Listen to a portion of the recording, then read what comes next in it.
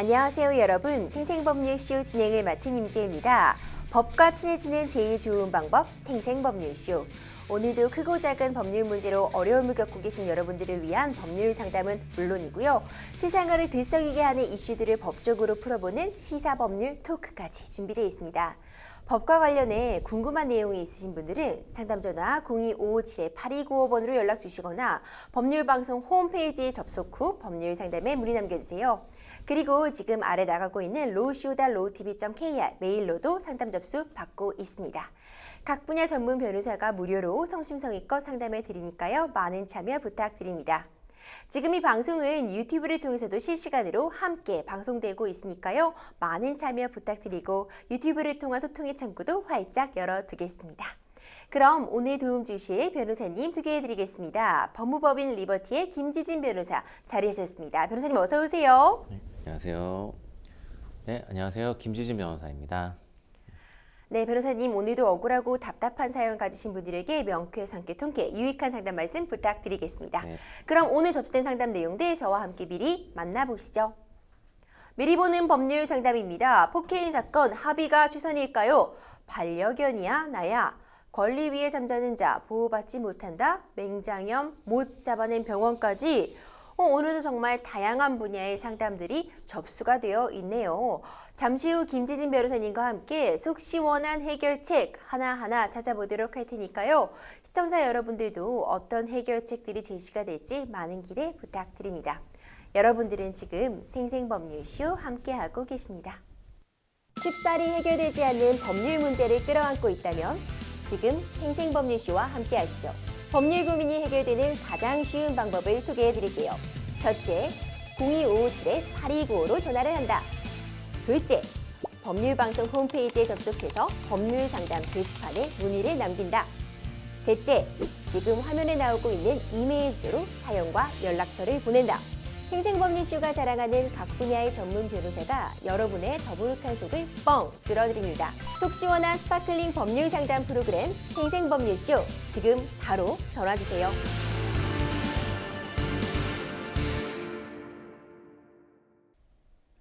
생생법률쇼 첫 번째 순서는요. 법과 관련된 상식들에 대해 굵고 짧게 알아보는 시간 준비되어 있습니다. 매주 화요일에는 지금 가장 뜨거운 이슈들과 그와 관련해 아직 통과되지 못한 법안에 대해 알아보는 시간이죠. 법률인싸 준비되어 있습니다. 김지진 변호사님 오늘은 어떤 내용 갖고 오셨나요? 네. 그 주치자로 인해서 사건 사고가 요즘 이제 많이 좀 발생하고 있죠. 뭐 비단 요즘만 아니라 과거에도 이런 일이 많았는데 그 이제 주치자를 대상으로 한 범죄도 이제 빈번히 발생을 하고 있습니다. 뭐 이제 몸을 못 가누니까 이런 소매치기 같은 이런 일들이 빈번한데 그 오늘은 주치자로 인한 또 주치자를 대상으로 한 어떤 범죄 행위를 막고자 하는 주치자 보호 등에 관한 특별 법안에 대해서 이제 알아보려고 합니다. 그렇군요. 이제 주치자라고 하면은 술에 취해서 이제 몸을 가누기 힘든 사람 이렇게 좀 정의를 할 수 있을 것 같은데 기존에도 주치자 관련한 제도들이 마련이 되어 있다고 알고 있어요. 어떤 제도들이 있었나요? 네네, 몇 가지만 좀 소개를 해드리면 우선 주치자 이제 응급센터 제도라는 게 있습니다. 이건 어떤 거냐면 그 이제 술에 취한 행인을 이제 병원으로 데려가는 이제 그런 제도인데요. 그 경찰이 이제 범죄 표적이 되거나 안전사고를 당할 우려가 있는 이제 만취자를 병원으로 인계해 이제 임시 보호하는 그런 제도인데요. 2011년부터 2011년 10월부터 서울지방경찰청에서 이제 시행하고 있습니다. 그 술에 취해 의식을 잃어서 보호자를 찾을 수 없거나 또 경찰 업무를 마비시킬 정도로 통제가 어려운 사람이 이제 대상이고요. 서울에서는 2017년 현재 국립중앙의료원, 동부병원, 또 보라매병원, 서울의료원, 적십자병원, 서남병원 등 6곳이 이제 주치자 응급센터로 지정이 되어 있습니다.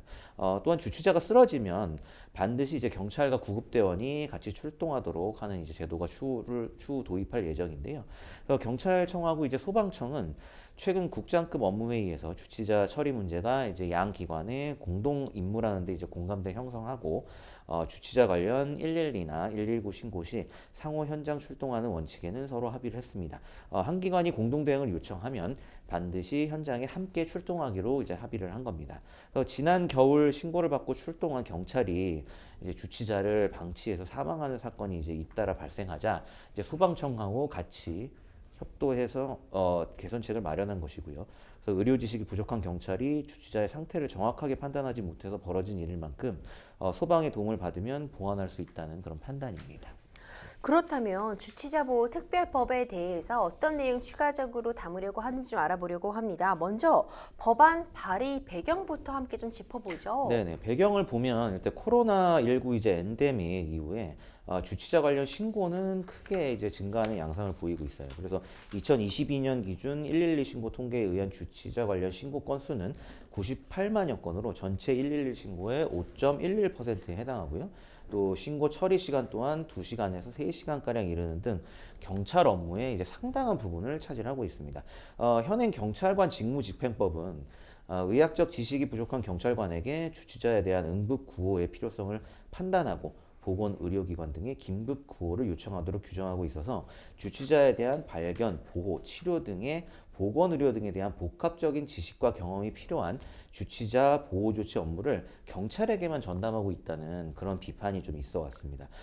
그래서 주치자 보호에 대해서 경찰을 포함한 지방자치단체 또 소방 의료기관의 협력을 통해 근본적 해법을 마련할 필요가 있다. 이런 의견이 있어서 주치자 보호 조치에 있어 주치자 이송, 주치자 치료, 주치자 보호시설 운영에 대해 각 기관의 역할을 분담하여 협업하는 체계를 구축하고자 하는 것이 이 법안의 주요 내용입니다. 그렇군요. 결국 주치자 보호를 위해서 경찰뿐만 아니라 자치단체, 소방, 의료기관이 이제 함께 어떤 대응 방안을 마련하자 이런 것이 법안의 일단 발의 취지로 보여지는데요. 맞습니다. 그렇다면 세부적인 내용도 좀 짚어 보시죠. 하나씩 좀 살펴봐 주시겠어요? 네네. 이제 세부적인 내용들을 몇 가지 중요한 부분부터 설명을 좀 드리면, 일단 이 법은 주치자 보호 등에 관한 사항을 이제 정함으로써 국민의 생명, 신체 및 재산을 보호하고 삶의 질 향상에 이바지할 목적으로 한다. 해서 법안의 이제 입법 목적이 이제 기본적으로 주치자 보호에 있음을 나타내고 있고요.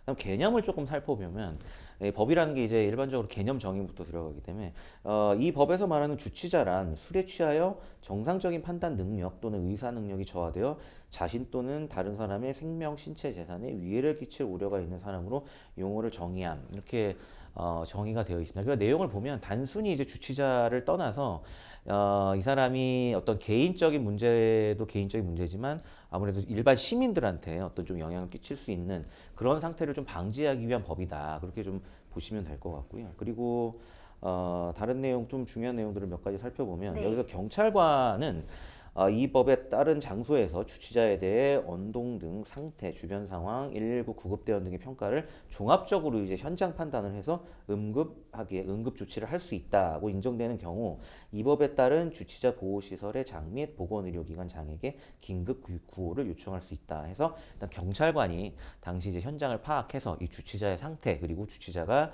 일반 시민들에게 얼마나 영향을 끼칠 수 있을지 이런 걸 현장 판단해서 이제 긴급 구호 요청을 하도록 내용을 정해 나왔습니다.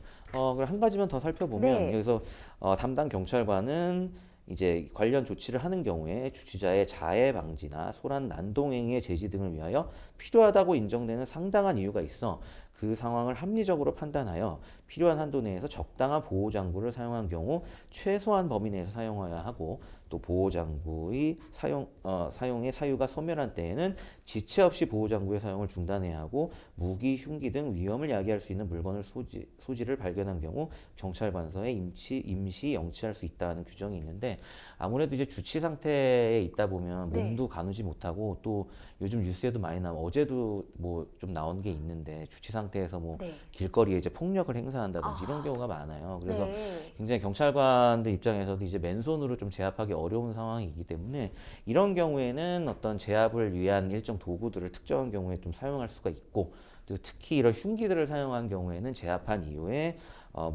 이런 그 물건들을 경찰관에 또 임시 보관할 수 있도록 그래서 별도의 좀 안전 조치를 마련해 놓고 있습니다. 필요 한도 내에서는 보호 장구도 착용할 수 있게 좀 규정이 되어 있다는 점 눈여겨볼 필요가 있을 것 네, 같아요.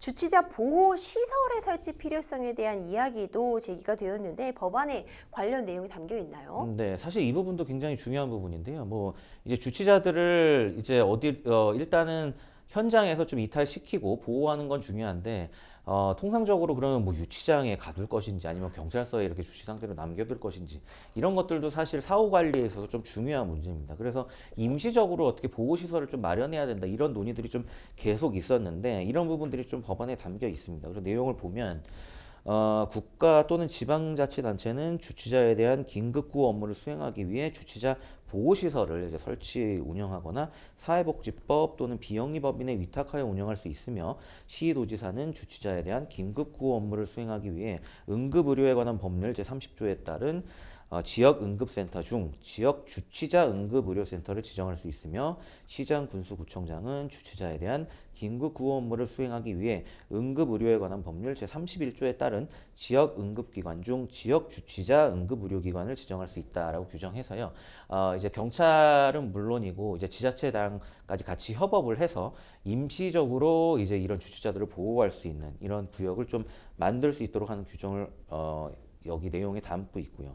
또 조금 더 살펴보면 경찰관은 이 법에 따른 조치를 받는 주치자가 자신 또는 다른 사람에게 위해를 끼칠 우려가 크고 알코올 중독 증상이 의심되는 상당한 이유가 있는 경우 주치자의 정보를 관할 구역 내 정신건강 증진 및 정신질환자 복지 서비스 지원에 관한 법률에 따른 중독관리 통합지원센터에 제공할 수 있다라고 규정하고 있어서요. 이제 사후에 주치자 관리를 위해서 일종의 데이터베이스를 구축하도록 하는 그런 내용도 이번 법안에 포함이 되어 있습니다. 그렇군요. 이 주치자에 대한 보호를 이제 강화함과 동시에 경찰, 소방 등의 이제 불필요한 행정력 낭비를 줄이는 법안의 제정도 함께 추진되고 있다면서요. 네, 사실 이런 부분이 굉장히 중요한 부분인데요. 그렇죠. 앞서 나왔듯이 이제 경찰 업무의 약 5% 가량이 이런 주치자를 상대하는 업무에 해당되어 있기 때문에 정작 이제 경찰이 해야 될 본연의 임무를 좀 못하고 있다 이런 좀 얘기들이 많았습니다. 그래서 그 내용을 보면 충북, 증평, 진천, 음성 네. 출신의 이제 더불어민주당 이모선 의원은 15일 주치자 보호에 필요한 각 기관의 역할을 명확하게 하고 협업 체계를 마련한 내용의 주치자 보호 등에 관한 법률안을 이제 대폭 발의했고요. 이 법률안은 경찰과 119 구급대원이 주치자 보호 시설이나 보건의료기관에 긴급구호를 신청할 수 있도록 하고 지자체가 주치자 보호시설을 설치 운영 위탁할 수 있도록 하여 주치자 응급의료센터를 지정할 수 있는 내용을 담고 있습니다. 또 주치자 본인이나 가족이 동의하지 않으면 보호 조치를 하지 않고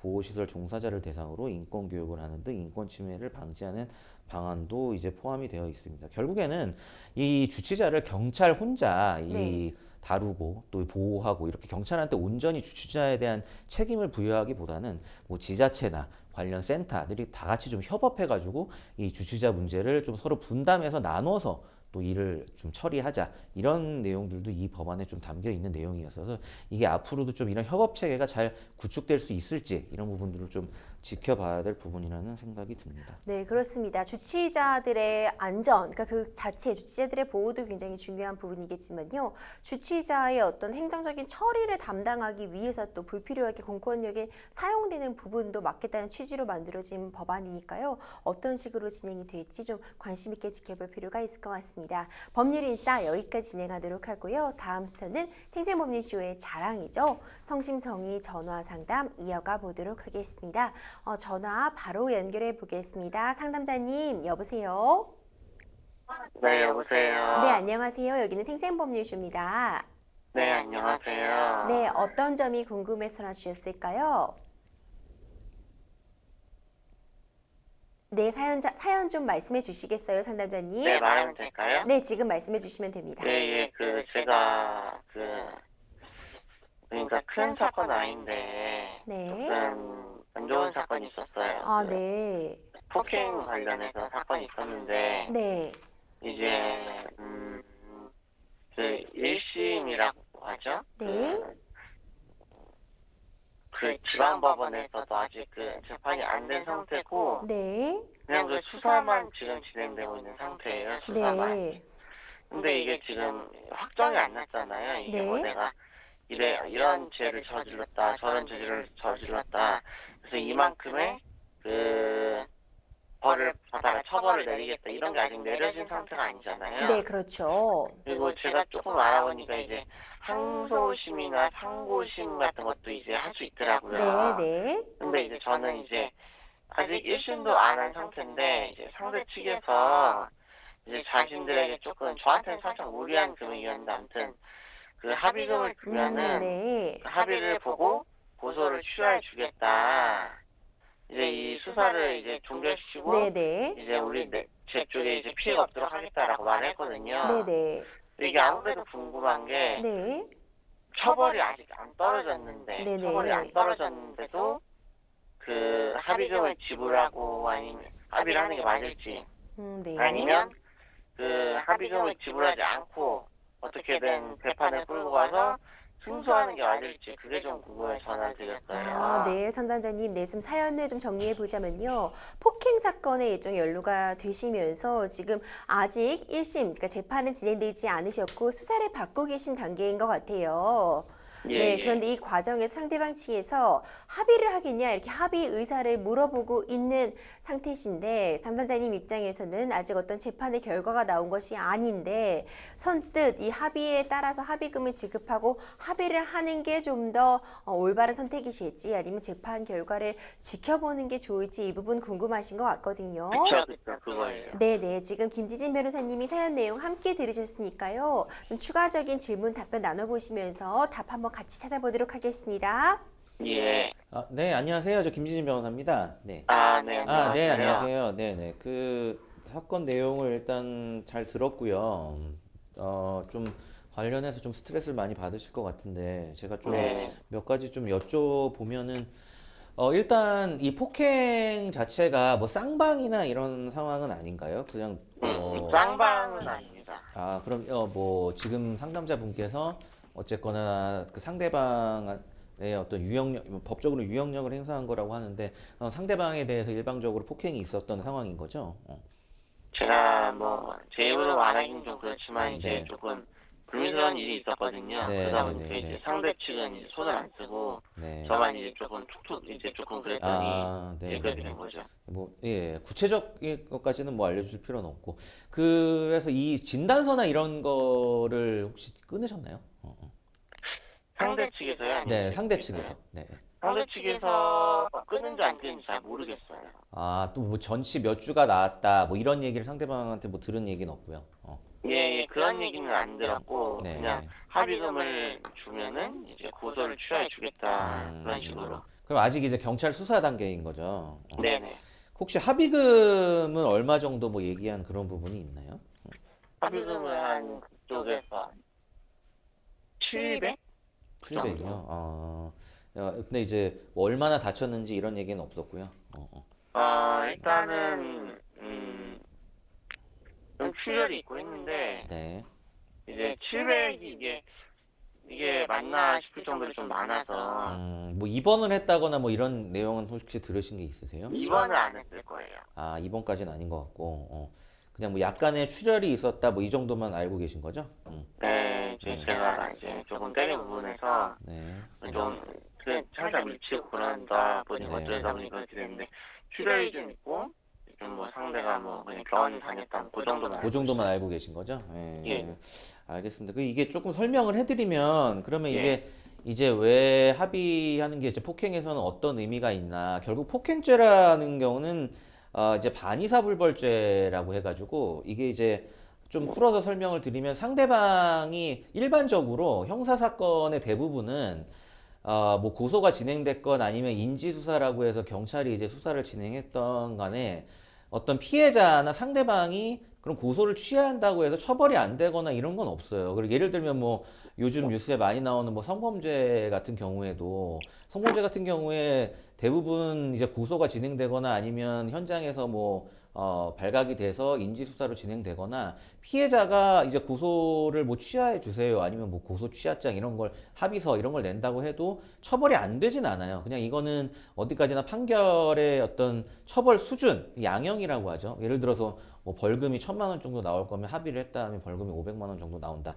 이 정도 수준의 차이인 거지 처벌이 안 되거나 이런 건 아닌데 이제 몇 가지 범죄들은 조금 이제 다릅니다. 특히 그 중에 하나가 이제 폭행죄인데 폭행죄 같은 경우에는 지금 이제 피해자겠죠. 상대방이 고소를 이제 합의를 한다는 건 결국 합의하고 이제 고소를 취하한다는 건데 고소를 취하게 되면 폭행죄 같은 경우에 반의사불벌죄라서 이제 우리 상담자님께서 아예 처벌을 안 받으시는 거예요. 그러니까 좀 전에 말씀드렸던 거 비교하면 처벌을 받긴 받는데 처벌 수위가 낮아진다 이게 아니고 아예 이제 반의사불벌죄로 해서 처벌 자체를 받지 않는 겁니다. 그렇기 때문에 폭행죄 같은 경우에는 이런 좀 특징이 있어요. 그래서 합의를 하게 되실 때 고려하실 사항은 이제 액수도 중요하겠죠. 그래서 제가 이제 얼마나 이제 전치 몇 주 정도 나왔는지 혹시 진단서가 있는지 이런 걸 좀 여쭤본 건데 좀 그런 거에 따라서 일반적으로 얼마 정도의 이제 합의를 할지 그런 합의액들이 좀 결정이 되는데 그런 것도 되게 중요하겠죠. 이제 한 700만 원 정도라고 말씀하셨는데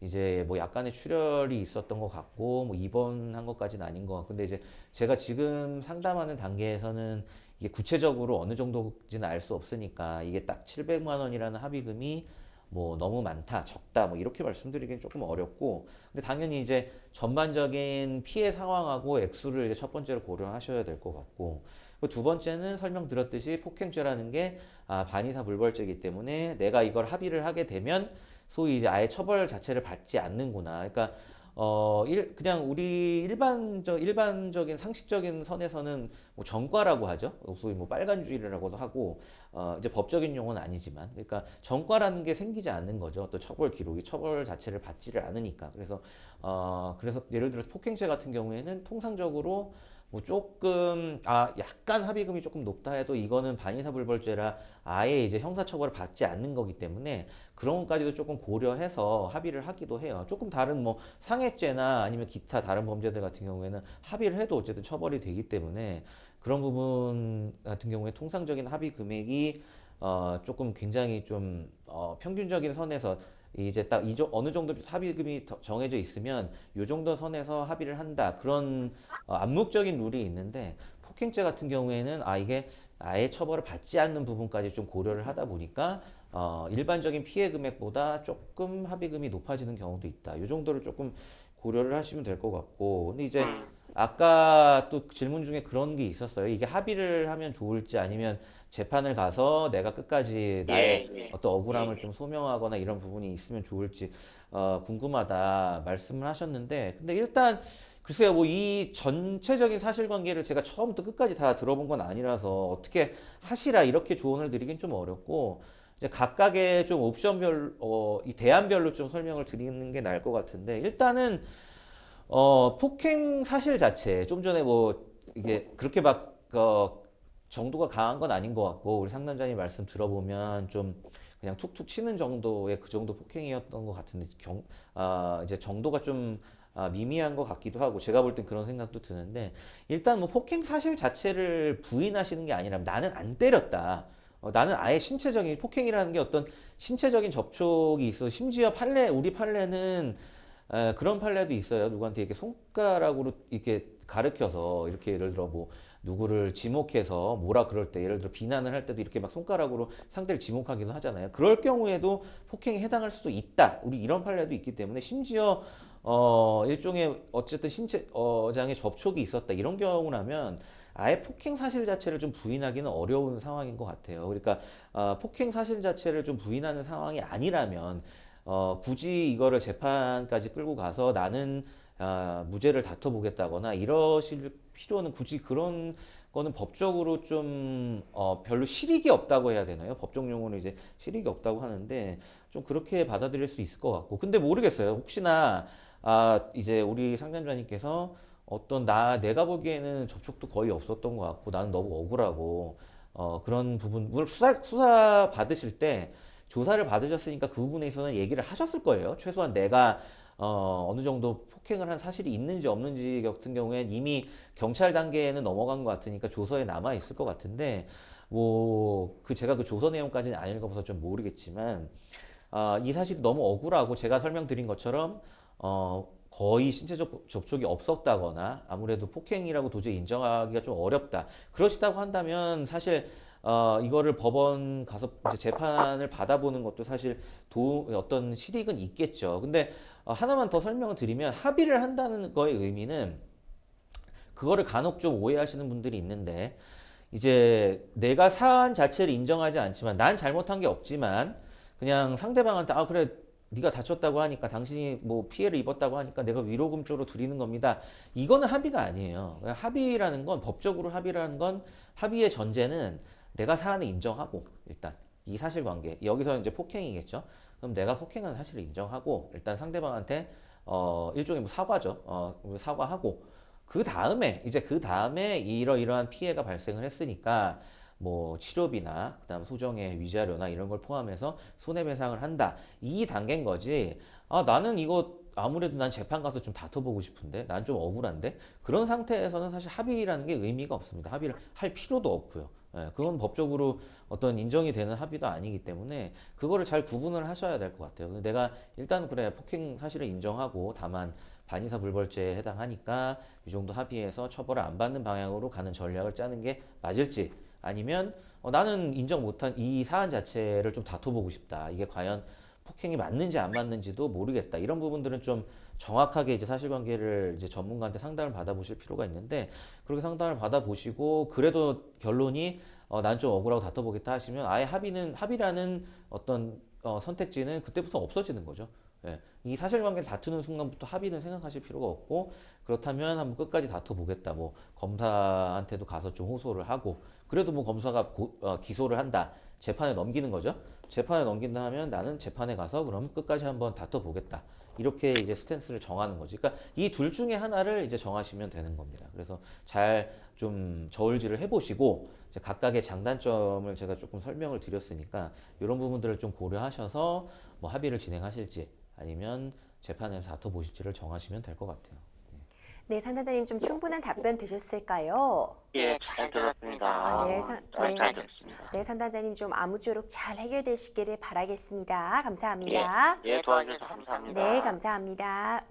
네, 사실 생생법률쇼에도 이 합의 관련된 질문을 정말 많이 주시거든요. 그러니까 합의가 필수적인 거는 아니지만 경우에 따라서는 양형에 있어서 참작이 되는 요소기 때문에 또 중요하게 쓰여지기도 하는데 합의금의 액수 물어보시는 분도 참 많고요. 뭐 이번 사연처럼 합의를 지금 하는 것이 좋을지 다퉈볼지 좋을지 이런 의사결정을 구하시는 경우도 참 많잖아요. 마지막으로 우리 상담자님께 지금 현재 어떤 것들을 좀 알아보고 판단을 하시는데 도움이 될 만한 그런 법적인 조언들 정리 부탁드릴게요. 네, 일단 아까 제가 한번 여쭤봤지만 아무래도 폭행 이런 피해가 있는 경우에는 과연 피해 산정을 정확히 하는 게 좀 중요하거든요. 네. 그렇다고 뭐 이 폭행한 피해에 대해서 뭐 감정을 할 수도 없는 거고 일반적으로 이제 전치 몇 주 해갖고 이제 진단서나 뭐 의사 소견서 이런 거를 기준으로 이 정도 합의액이면 적당하겠다 이런 거를 좀 고려를 하기 때문에 일단 아까 말씀 주셨듯이 뭐 어느 정도 다쳤고 뭐 입원한 건 아닌 것 같고 뭐 이 정도 대략적인 내용만 지금 알고 계신 것 같아요. 도대체 피해 상황이 어느 정도인지 그래서 이 피해 상황이 어느 정도인지에 대해서 우선 정확하게 파악을 하시는 게 제일 중요합니다. 그래서 어느 정도 피해가 있으니까 그만큼에 대해서 보상을 해준다. 예를 들어 뭐 입원한 게 있으면 그 입원비라고 해야겠죠. 그리고 뭐 치료받은 게 있으면 치료비 이런 것들은 당연히 이 어떤 폭행으로 인하여 발생한 어떤 부상에 대한 치료, 입원 이런 것들은 손해배상에 당연히 포함이 되니까요. 그런 부분들을 적극적으로 좀 고려가 돼야 될 것 같고 뭐 이왕 손해배상 얘기가 나온 결국 합의라는 건 손해배상이거든요.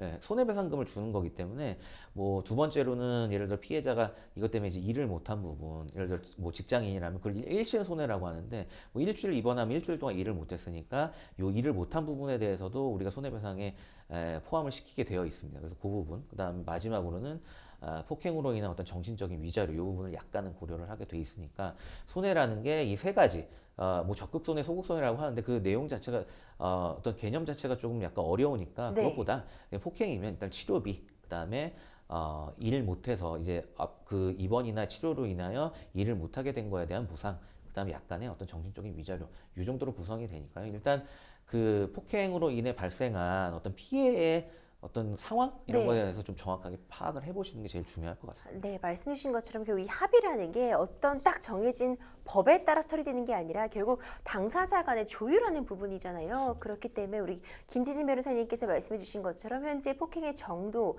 주변 상황들에 대해서 좀 본인이 먼저 좀 잘 파악해 보시는 게 중요할 것 같아요. 필요하시다면은 적절한 법률 도움 받으셔서 좀 원만하게 본인에게 잘 맞는 선택하시기를 응원하겠습니다. 여러분들은 지금 생생법률쇼 함께하고 계십니다. 쉽사리 해결되지 않는 법률 문제를 끌어안고 있다면 지금 생생법률쇼와 함께 하시죠. 법률 고민이 해결되는 가장 쉬운 방법을 소개해 드릴게요. 첫째, 02-557-8295로 전화를 한다. 둘째, 법률방송 홈페이지에 접속해서 법률상담 게시판에 문의를 남긴다. 셋째, 지금 화면에 나오고 있는 이메일 주소로 사연과 연락처를 보낸다. 생생법률쇼가 자랑하는 각 분야의 전문 변호사가 여러분의 더부룩한 속을 뻥 뚫어드립니다. 속 시원한 스파클링 법률 상담 프로그램 생생법률쇼, 지금 바로 전화주세요.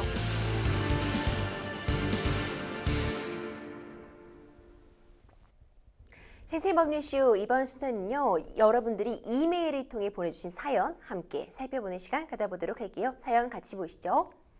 결혼한 지 2년차 되는 부부입니다. 남편은 전문직에 종사하며 억대 연봉을 받는데요. 남들 보기에는 능력남이죠. 결혼 전에 남편의 까칠한 성격이 매력적으로 느껴지기도 했지만 결혼 생활이 시작되면서 지옥도 함께 펼쳐졌습니다.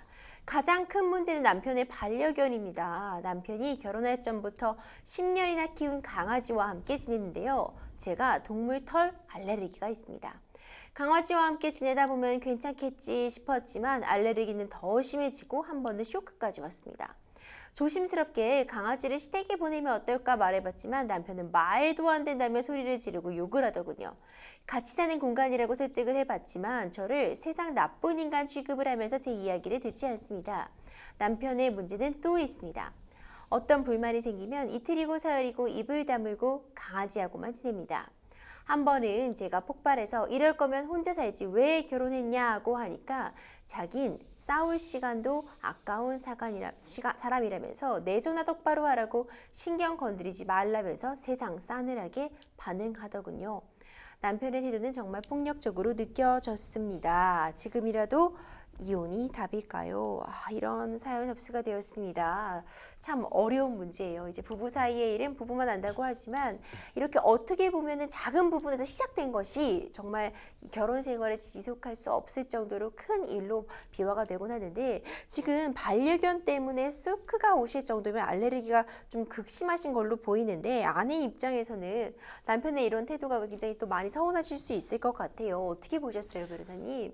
네, 그렇죠. 이게 너무 좀 극단적인 경우인 것 같은데 사실 반려견 물론 중요하죠. 그럼요. 반려견도 중요하지만 이거 때문에 아내분께서 뭐 알러지와 이제 쇼크까지 올 정도면 굳이 이제 반려견을 데리고 살 이유 제가 볼 때는 특별히 없을 것 같고 이건 좀 문제가 좀 심각한 것 같은데 사실 남편분께서 아무리 반려견이 좀 중요하지만 물론 뭐 다른 이혼 케이스 제가 뭐 견주어 말씀드린 건 아니지만 조금 좀 과한 거 아닌가 좀 그런 생각이 드네요. 법적인 판단을 떠나서. 근데 변호사님 지금 반려견 문제에 있어서는 서로 양쪽이 다 한치 양보가 없는 상황인데 내가 알러지가 있는데 상대방 배우자는 반려견을 계속 키우기를 원하고 있는 상황.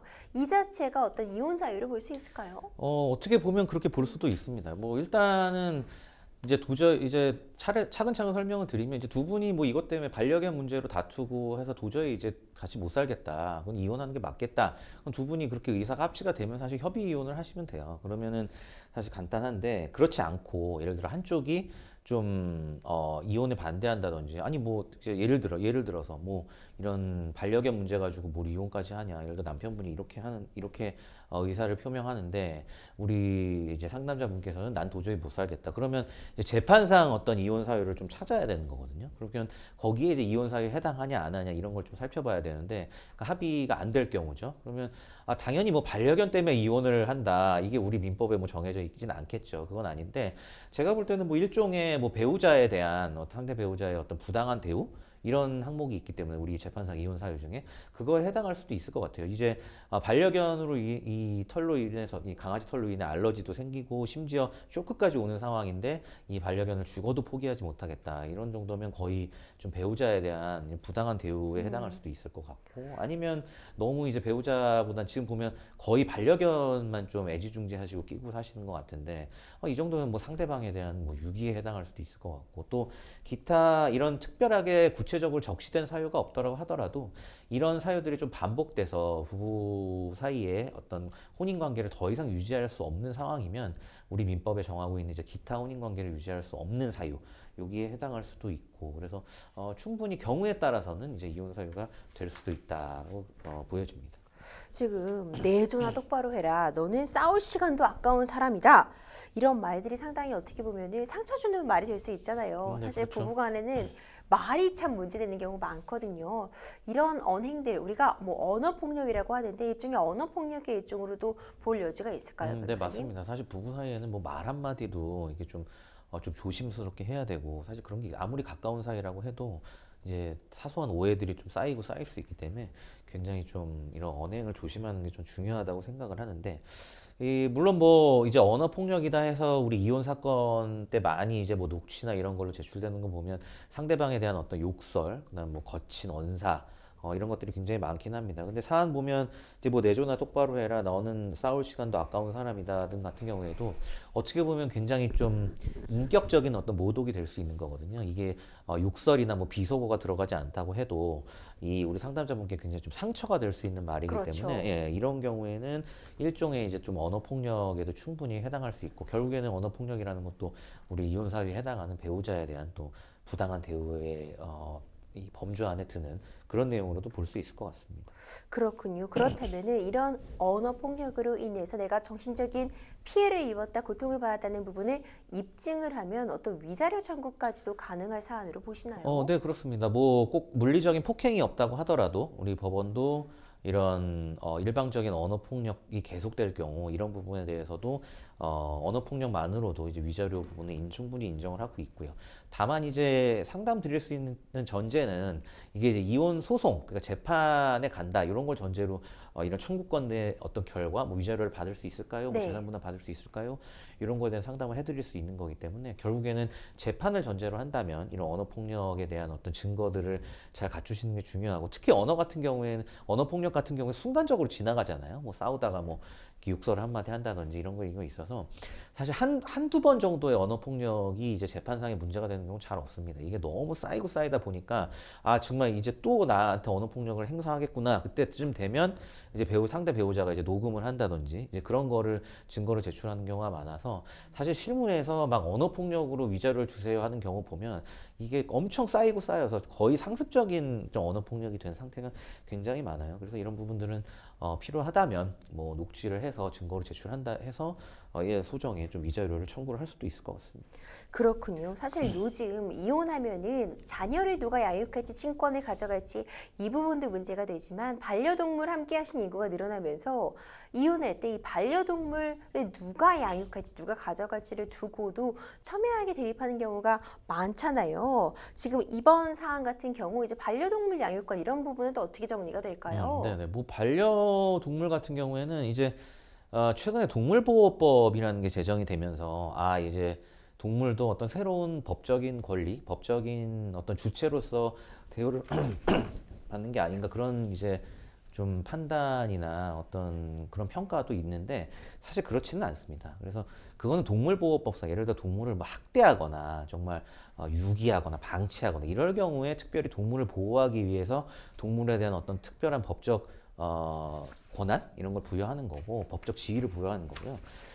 그 외의 경우는 사실 우리 민법이 규정하고 있을 일종의 동산입니다. 그러니까 네. 우리가 재산 분할할 때 예를 들어 뭐 자동차는 누가 가져가고 뭐 이렇게 나누듯이 이제 강아지도 마찬가지로 이 소유권을 누가 가질 것이냐 이런 거에 대해서는 당연히 재산 분할상의 어떤 일종의 동산으로서 재산 분할 대상이 될 수는 있다고 충분히 보여지고요. 그래서 재산 분할로 처리를 할 재산 분할 청구권 내에서 처리를 할 사안일 것 같고, 물론 뭐 우리 법이 좀 더 이제 발달을 한다면 아마 이 반려동물에 대한 어떤 양육권이라는 권리도 생길 수도 있을 것 같다는 생각도 듭니다. 다만 이 경우에서는 그런 경우는 아니고, 그리고 이 사례에 비춰보면 뭐 이 우리 상담자분께서 강아지를 가져가겠다 이렇게 주장하실 것 같지는 않으니까요. 네. 네. 네.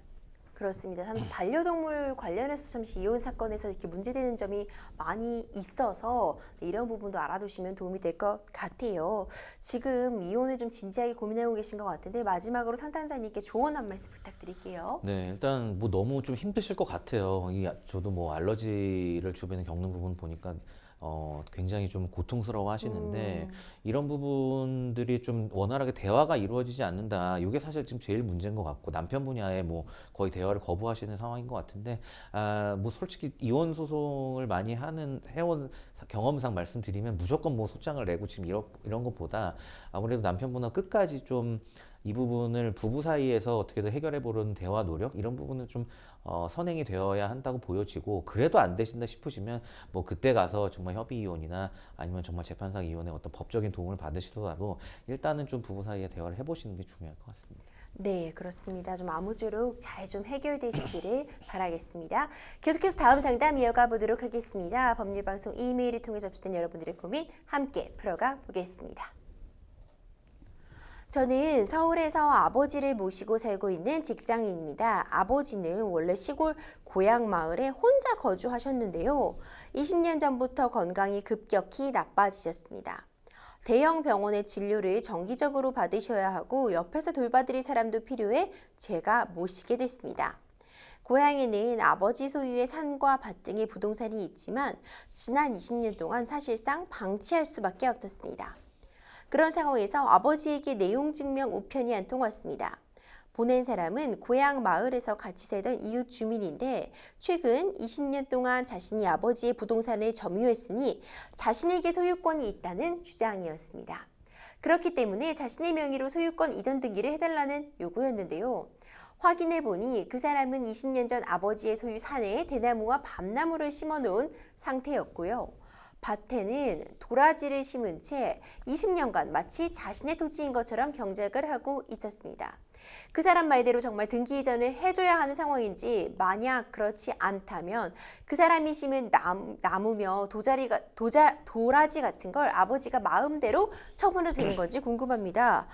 이러한 사연 접수가 되었어요. 이제 20년의 점유취득시효를 주장하고 계신 그런 상황으로 보이는데 아무리 남의 부동산일지라도 20년간 점유하고 있으면 내 것이 된다.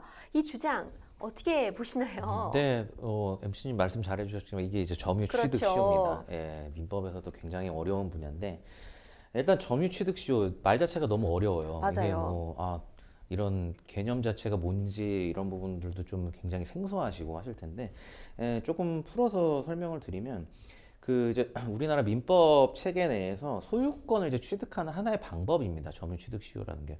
뭐 소유권 취득하는 방법이 여러 가지가 있는데 뭐 매매도 있고요. 뭐 증여도 있고 뭐 누구한테 주면 상대방이 소유권을 취득하는 거니까요. 그런 방법 중에 이제 하나고요.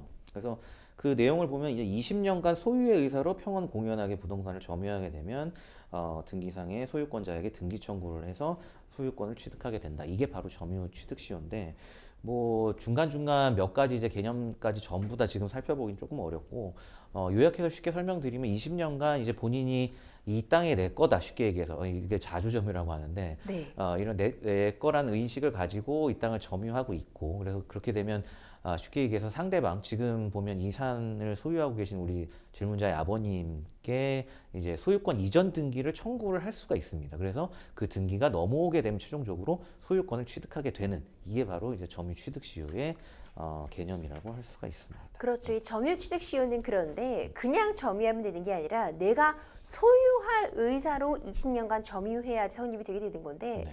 이 소유할 의사라는 게 어떻게 파악이 되는 건가요? 내 마음속의 의사인데 이걸 어떻게 입증을 할 수가 있을까요? 네, 그렇습니다. 이 부분이 사실 이 점유취득시효를 다루는데 굉장히 중요한 쟁점이라서 법원에서도 좀 얘기가 많이 되는데 쉽게 얘기해 소유할 의사 이거를 뭐 남의 땅에 가서 그냥 이 땅 내 땅이야 이런다고 20년 있다 이 땅이 내 땅이 되고 이런 건 아니잖아요. 그래서 이걸 이 개념상 법적으로는 자주점유라고 하는데 이거 관련해서 우리 판례가 조금 정리를 해놓은 대법원 판례가 있습니다. 그래서 자주점유의 반대는 타주점유죠. 그래서 자주점유인지 타주점유인지 여부는 점유자의 의사에 의해 결정되는 것은 아니고요.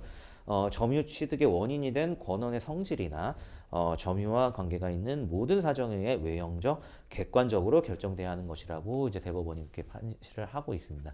이 말도 참 어려운데요. 결국에는 그 상황, 이 사실관계를 보고 지금 보면은 이제 뭐 농작물을 몇 네. 가지 심고 뭐 20년 동안 어쨌든 정작을 해오고 아버님 이 소유주인 아버님께서는 좀 시간이 없으셔서 약간 방치해오고 이런 사실관계들을 전부 종합해서 과연 정말 이게 소유 의사로 경작을 해온 게 맞는지 안 맞는지 이런 걸 판단을 하겠다는 겁니다. 결국에는 상황들을 전부 종합해서 판단해 보겠다 그런 내용이라고 볼 수 있습니다. 그렇군요. 결국 그러면 개별 사안을 판단하는 것이 굉장히 중요할 것 같은데 변호사님 보시기엔 이번 사안 이제 밭에다가 도라지 같은 거 심어 두시고 지금 이런 부분이 소유의 의사로 점유하고 있다고 볼 여지가 있을까요?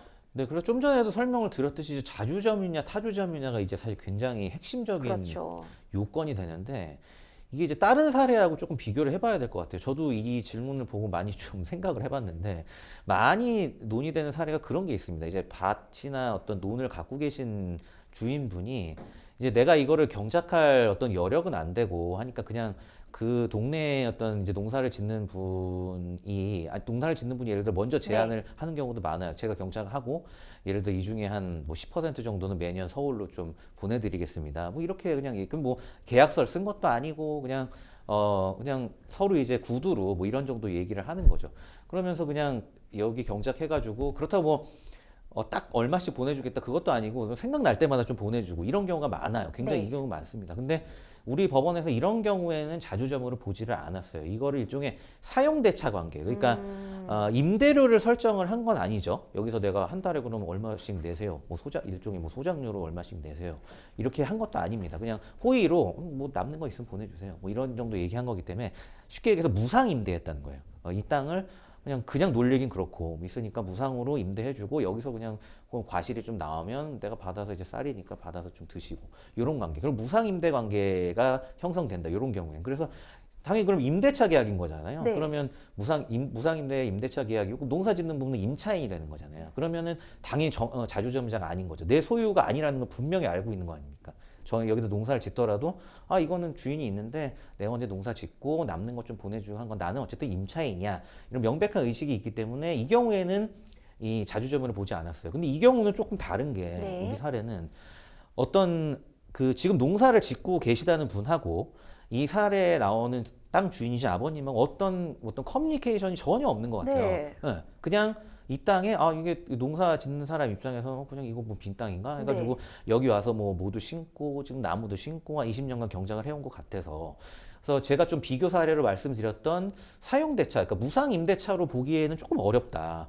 그렇게 보면 사실 우리 그 상담점께 굉장히 유리하겠죠. 그렇죠, 자주점 아니니까 그렇죠. 이건 점유 취득 시효 날아가는 거거든요. 그렇기 때문에 근데 조금 더 저도 이제 사안을 살펴봐야겠지만 네. 그래서 일부러 비교 사례를 말씀드린 건데 이 경우에는 그냥 일방적으로 이거 내 땅이라고 생각하고 이 경작을 했을 수도 있겠다. 그래서 자주점유가 성립할 수도 있는 사안이라는 생각도 들어요. 그래서 네. 좀 더 사실관계를 살펴봐야 될 것 같다. 이 정도까지만 말씀드릴 수 있을 것 같아요. 역시 결국 이 자주점유였는지를 판단하는 것은 좀 쉽지 않은 작업이다 맞습니다. 이런 네, 생각이 네. 드는데요.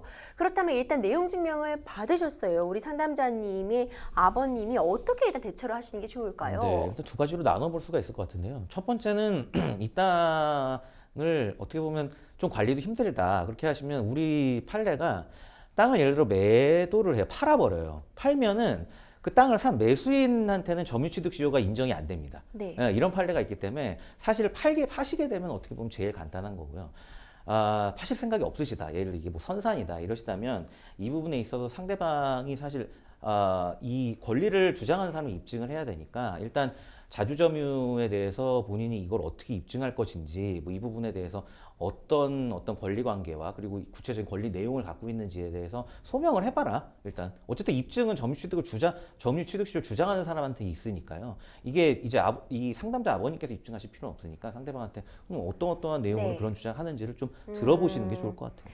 그렇다면요, 지금 어쨌든 남의 땅에 나무 심어놓고 도라 심고 하신 건데 이것들 다 그냥 아버님 마음대로 치워도 되는지 궁금하고요. 또 하나는 어쨌든 지금까지 돈을 내지 않고 남의 땅을 사용한 거잖아요. 이 사용 수익한 부분에 대해서도 손해배상 같은 거를 아버님이 지금 청구하실 수 있을까요? 이 부분은 간단하게만 말씀드리면 일단 작물 같은 경우에는 아무리 남의 땅에 작물을 심어도 소유권은 심은 사람한테 있다는 게 이제 우리 판례이기 때문에 함부로 훼손하시면 안 되고 나무는 좀 다릅니다. 나무 같은 경우에는 토지에 부합된다고 보기 때문에 토지 소유자한테 또 소유권이 있다고 보기 때문에 그 부분은 조금 달라서 근데 또 그렇다고 또 나무를 그 베버리거나 하시면 그건 나중에 손해배상하실 수가 있고 그렇죠. 네, 그다음 사용수익 관계는 명확하게 설명을 드리면 이거에 대해 부당이득이나 손해배상을 청구를 하실 수가 있어요. 근데 저쪽에서 점유취득 시효를 주장해서 그게 인정이 된다. 그럼 정당한 권한이 있는 거기 때문에 또 부당이득이나 손해배상을 청구하실 수가 없습니다. 지금 요약해서만 간단히 말씀드렸는데 이 관계들을 좀 고려하셔서 정리를 하셔야 될 것 같아요. 네, 결국 이 상황에 따라 달라질 수 있기 때문에 일단 법률 상담을 좀 받아보시는 걸 추천드리고 싶습니다. 생생법률쇼 많은 분들의 상담 전화 걸려오고 있는데요. 벌써 마칠 시간입니다. 함께해 주신 김지진 변호사님 고생 많으셨습니다. 감사합니다. 생생법률쇼 오늘 준비한 내용은 여기까지입니다. 시청자 여러분 감사합니다.